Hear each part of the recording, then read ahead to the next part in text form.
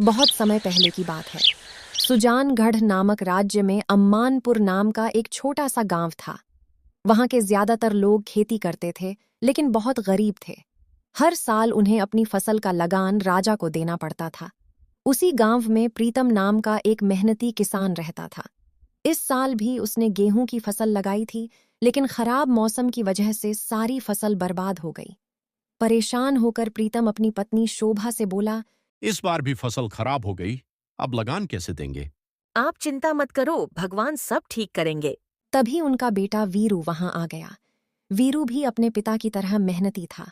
उसके पास एक खास तोता था, टुक-टुक। 2 साल पहले वीरू को यह तोता घायल हालत में मिला था।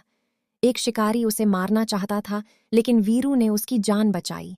तभी से टुक-टुक उसका सच्चा दोस्त बन गया। एक दिन गांव में खबर फैली कि इस बार भी किसानों की फसल खराब हो गई है, लेकिन राजा लगान माफ नहीं कर रहे। तब वीरू ने ठान लिया कि वह खुद राजा के पास जाएगा। उसे पता चला कि राजकुमारी बहुत उदास रहती है, और जो कोई उसकी उदासी दूर करेगा उसे मुंह मांगा इनाम मिलेगा। वीरू और टुकटुक महल पहुंचे। राजकुमारी ने बताया कि उसे तोतों का झुंड बहुत पसंद है, लेकिन एक घटना के बाद वो उन्हें फिर नहीं देख पाई, इसलिए उदास है। टुकटुक बोला, बस इतनी सी बात। आप चिंता मत करें।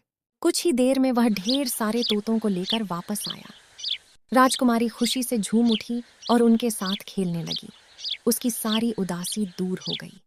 राजा बहुत खुश हुए और वीरू से बोले, मांगो, क्या इनाम चाहिए? मुझे कुछ नहीं चाहिए, बस सभी किसानों का लगान माफ कर दीजिए। पहले राजा मानने को तैयार नहीं हुए। तब टुकटुक ने एक चाल चली। उन्होंने दिखाया कि टुकटुक राजकुमारी की उदासी अपने अंदर खींच रहा है और धीरे धीरे काला होता जा रहा है। राजकुमारी डर गई और राजा से बोली कि टुकटुक को बचाइए। आखिरकार राजा को मजबूर होकर किसानों का लगान माफ करना पड़ा। असल में यह सब एक योजना थी। वीरू ने टुकटुक पर काला रंग लगा दिया था ताकि राजा को समझाया जा सके। इस तरह वीरू ने अपनी समझदारी से पूरे गांव को बचा लिया।